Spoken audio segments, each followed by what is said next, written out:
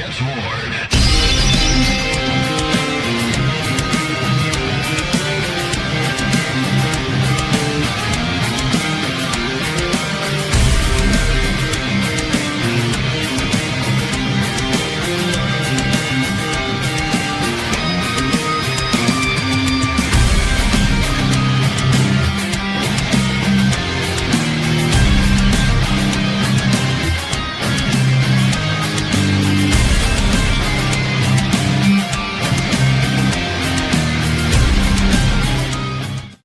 ETS Jets. What is going on, Jet fans? And welcome back to another episode of the Jets Ward. I'm your host, Ryan Ward, and I'm so excited to be here with you guys. Got a fun one, but first, if you've been here before, welcome back. You know I love having you guys here. It is a great place to be because you guys keep coming back for more.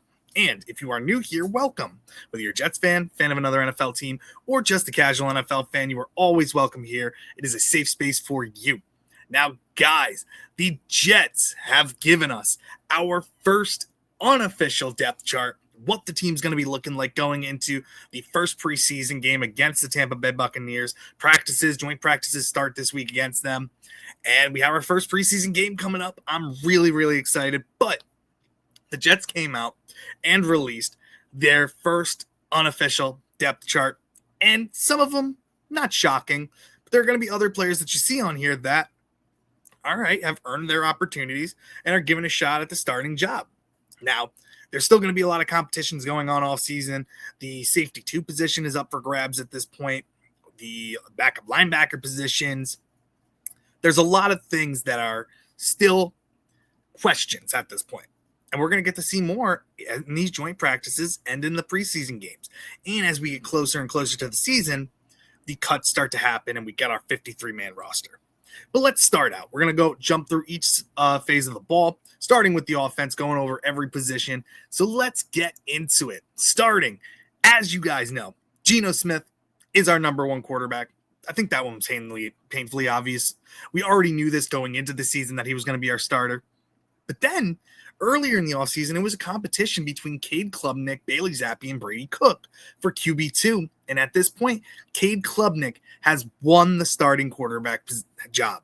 Now, what this tells me is Brady Cook is probably going to be a practice squad guy, most likely. Bailey Zappi, I think they would carry 3 quarterbacks on this team just because of Cade Klubnik's injury history. And just in case something happened like that, Cade Klubnik is a very interesting one here. He's listed as quarterback number 2, but I really think this is all about how he performs in the preseason games. Does he take those next steps forward, or does he regress a little bit? And I think it also gives us the chance to see as well, hey, can Cade Klubnik cut it as our quarterback too, or do we need to go out and get a different option to just give the kid a little bit more rest, to give him more time to learn and to get the NFL game, to slow down the speed for him?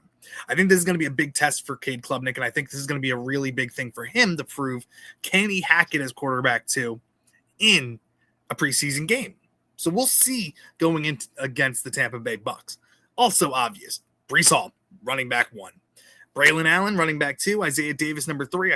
We all saw this coming. Then Kenny Nwanu as our running back 4. He's going to be a kickoff returner, as we know. And then right behind him, we have Trayanum and Scott fighting. Chip Trayanum and Sam Scott fighting for that other running back spots. Now, both of these guys I expect to get cut, and maybe one of them makes it to the practice squad, but I don't expect either of them to make our team. We have Breece Hall, we have Braylon Allen, we have Isaiah Davis as our 3 running backs. Kenny Nwanu will be here as our kick returner. I just don't see those guys making the team unless they dominate on special teams or bring in another phase, injury concerns maybe, but I don't see them making the team. Andrew Beck is listed as a starting fullback, which is interesting because Jeremy Ruckert could also do that. And Jelani Woods has really been stepping up his game in the tight end room too. So Andrew Beck might be on the outskirts here if Jelani Woods keeps playing the way he does and Jeremy Ruckert keeps performing too. So Andrew Beck starting fullback right now. Then we broke it down into two wide receiver sections. Garrett Wilson, wide receiver 1, AD Mitchell, wide receiver 2. Breaking it down, for wide receiver 1, we have Garrett Wilson. AD Mitchell is our wide receiver 2. Had a feeling that was going to happen anyway. AD Mitchell has been killing it this offseason. He's a big breakout player for a lot of us. Garrett Wilson, bona fide number 1 receiver for us. Him and Geno have been clicking as well. Then we have Omar Cooper Jr. behind Garrett Wilson, I believe is our wide receiver 3. And behind AD Mitchell, we have Isaiah Williams, who, whether he's working with the team, first team, second team, he's getting open. He's making plays. He's proving to be a weapon, not just in special teams, but on the receiver position too. He has been running some great routes, has been making some great catches. And like I said, whether it's Geno throwing him the ball or Cade Klubnik throwing him the ball, he's making those plays and pushing these receivers. And that's a really good opportunity for him too, because then after Cooper Jr., for the other section, the other side, we have Arian Smith, who has been up or down, a lot of drops so far, which hasn't been great, but there have been some really nice catches where he's gone up and got the ball. He's going to really make the team, I believe, more as a gunner than a receiver, which sucks because of that speed that he does have. But I think he's going to try to replace Irv Charles, who we traded this offseason, and he's going to really need to perform as a gunner because he's on the outskirts, in my opinion, of making this team. Then we have Tim Patrick behind Isaiah Williams, veteran presence, and somebody who is a leader in that wide receiver room, so a calming voice to all the younger guys. Tim Patrick, I do think, makes this team. Then we behind Arian Smith, we have Jamal Pritchett, Malik McClain, Cam Camper, some guys who I think Pritchett, I think, could compete to make a roster spot. McClain, the big-bodied guy, I think he's a solid receiver, but more likely to be a practice squad guy. Cam Camper, I don't think, makes this team unless he shows out in the games, but even though I don't think that'll help him out very much. Sheffield, Colin Lacey, and Skinner Jr. And honestly, I think Skinner Jr. is better than those 2 receivers and has a chance to make this team, in my opinion. Bigger bodied guy, can go up and get the ball, not the best route runner, but a solid receiver here as well. So Quincy Skinner Jr. I really like a lot, but those are our receivers. Then, similar to the receivers, we have the tight ends. On one side, we have Jeremy Rucker and Mason Taylor. Behind Mason Taylor, we have Kenyon Sadiq. And behind Rucker, we have Woods. And then behind Sadiq, Curtis. And Holstein behind Woods. Honestly, Sadiq, when he comes back healthy, I think him and Mason Taylor are going to be the starting tight ends. And Jeremy Rucker will be more of the blocking one. Jelani Woods, again, has been very good this offseason. Big-bodied guy, knows Frank Reich's system. And if he's healthy, he could be a very good matchup nightmare as a weapon. Very fast and powerful with the ball in his hands. Not the best blocker, but as a receiving threat, he has a lot to give. So Jelani Woods is a sleeper here for this final 53-man roster. But right now, he's behind Jeremy Rucker and, in my opinion, Kenyon Sadiq. But I wouldn't be shocked if the Jets do cut Beck and keep 4 tight ends, Woods being the 4th tight end. Then we get to our linemen. Left tackle, we have Olu Fashanu. Behind him, Max Mitchell. And then Ford behind him. Left guard, Dylan Parham. Enes Cooper. And then Hill behind him. Center, we have Josh Myers, Xavier Newman, and Liam Fornadell as our 3rd-string center. Right guard, we have Joe Tippmann, obviously. Marquise Hayes and Kyle Laval. And then at right tackle, Armand Membu, Chuka Okorafor, and Landon Young. Honestly, we knew these were going to be the starters. We had a feeling these were going to be the backups too. So not a lot is shocked right here. Ford, I think, has a good chance of making this team. So does Xavier Hill. Both of them are bigger-bodied guys who Ford can both play guard and tackle. And Newman is an interesting one. He was struggling with his snaps the other day. I wouldn't be shocked if the Jets go out and try to get another interior lineman to compete for a starting guard job and have Tippmann move back to center, or vice versa, having somebody compete at the center job just to add depth to this interior offensive line. I know Max Mitchell can play guard as well, so that's something to help with in the interior, but I think we need to bring in one more interior guy to help with the interior line. But right now, that's a solid starting lineup for our offense. and especially our offensive line. So leading on to the next part, we get into our defense. And again, I don't think anybody's going to be shocked by this either. The only shock I would start out with, at one of our starting DN spots, we have Kingsley Enagbare. So that's a fun one because he's been very, very good. He got nicked up a little bit the other day in practice and had to take a little bit of time. But David Bailey's been shining, man. He has been killing it as our rookie, doing very, very well. We have him as a backup to Enagbare right now. I expect that to change as time goes on, but he's a rookie. You want to make him earn it. Kingsley Enagbare has been playing very well in training camp so far.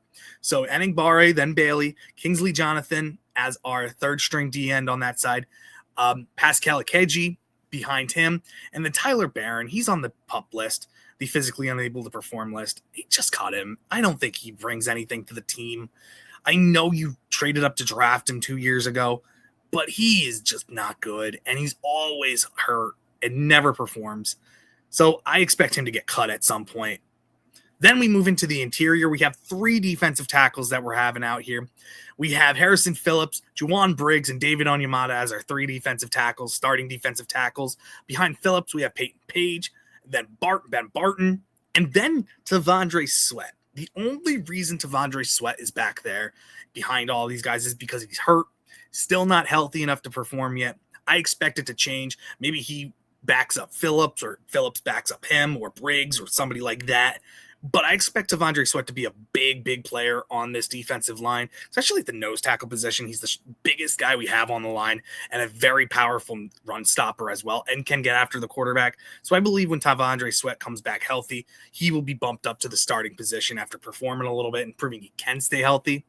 But after Briggs, we have Mazi Smith, another one who I think is a roster bubble player. I don't think he makes this roster, and I think he could be a trade candidate or a cut candidate.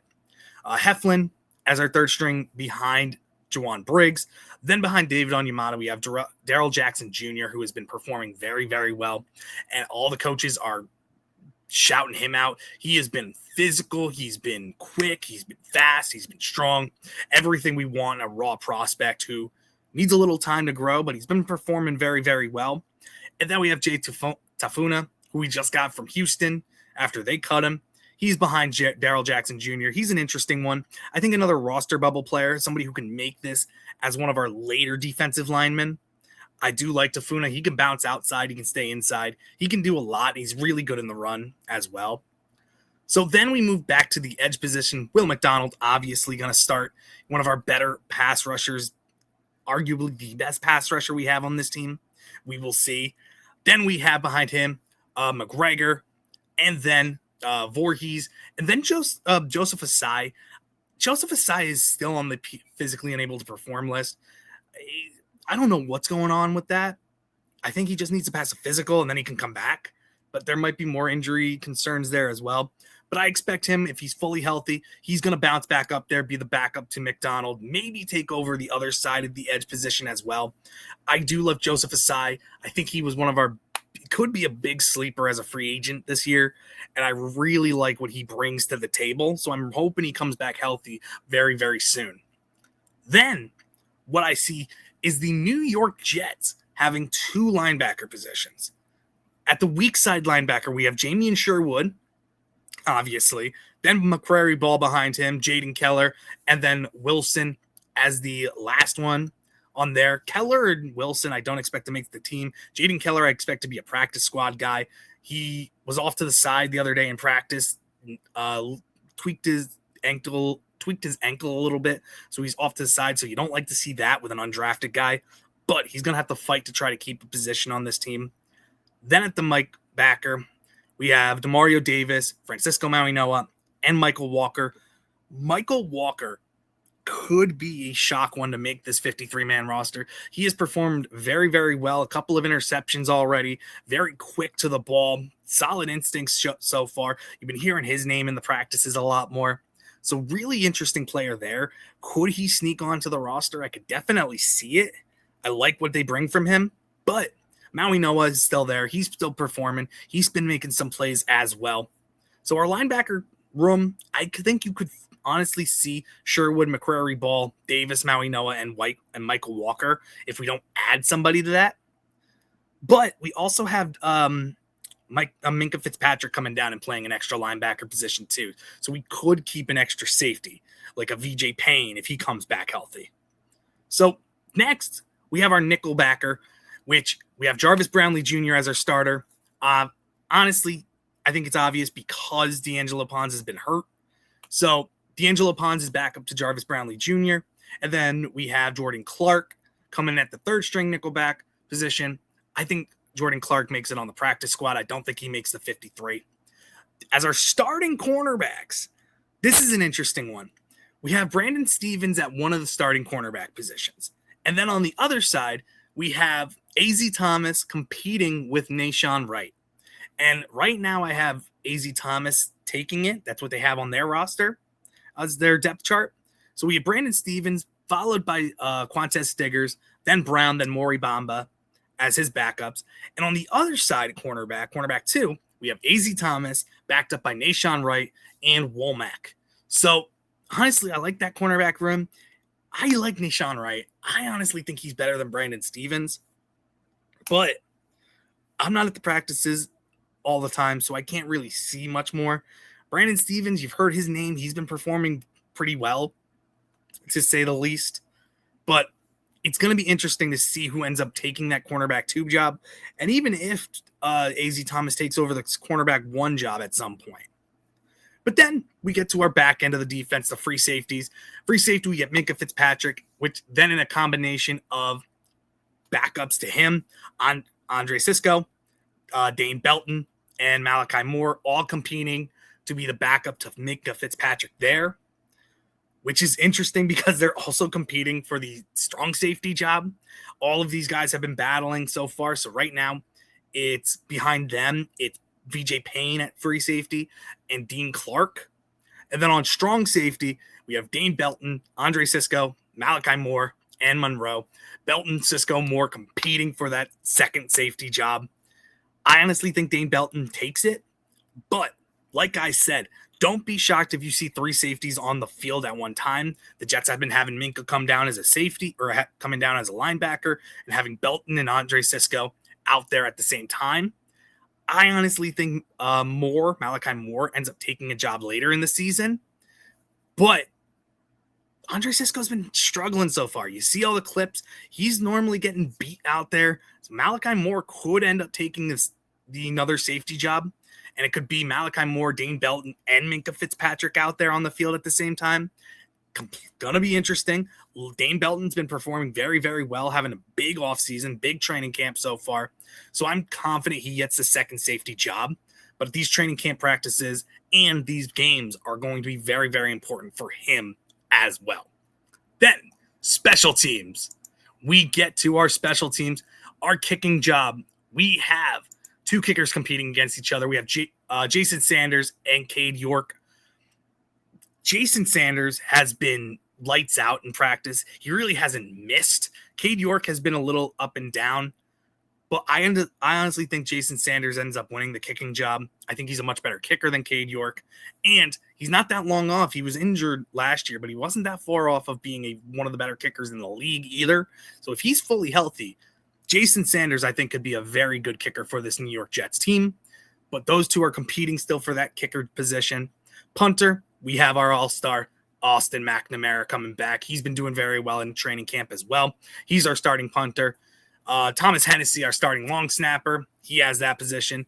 Kick returner, we have Kenny Nwanu, Isaiah Williams, and then Isaiah Davis. And then punt returner, Isaiah Williams, Jamal Pritchett, and Colin Lacey. Honestly, figured that for our special teams. Jason Sanders, I think, ends up winning the kicking job. But this is the New York Jets impromptu or unofficial depth chart leading into Tampa Bay Buccaneer week. Let me know what you guys think. Are there any shocks that you guys saw in this depth chart? Any players that you thought would have been starting? Any players you would have thought would be higher up on the depth chart, lower on the depth chart? I'd love to hear from you guys on your feedback about this.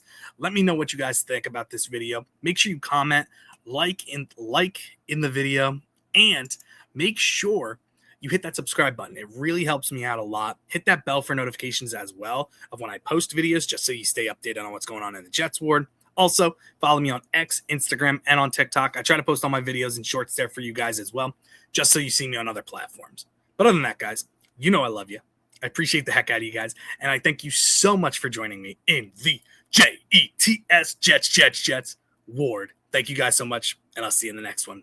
Bye. The Jets Ward.